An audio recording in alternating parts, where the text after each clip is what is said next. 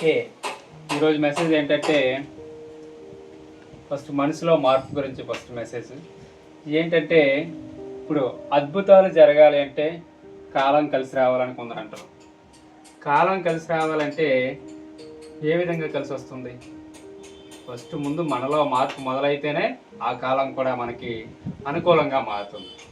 అది మానేసి వారేమనుకుంటారు, వీరేమనుకుంటారు, వీడేమైపోతాడు, వాడేమైపోతాడు అనే దాని మీదే మనం దృష్టి పెడుతున్నాం తప్ప ఎప్పటికీ కూడా మనం ఏంటో, మనం ఎలా ఉంటే మనం అద్భుతం సృష్టించగలమో అలా మారలేకపోతున్నాం.